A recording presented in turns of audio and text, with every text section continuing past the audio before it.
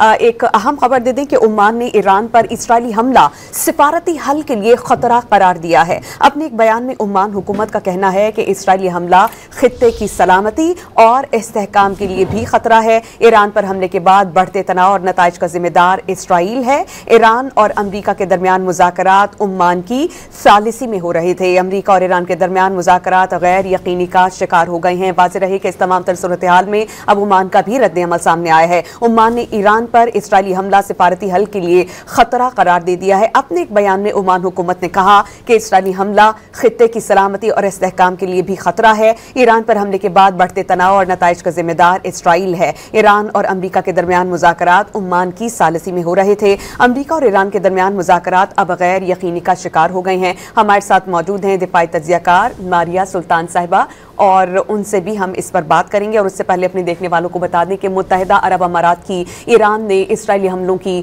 शदीद अल्फाज में मज़म्मत सामने आई है।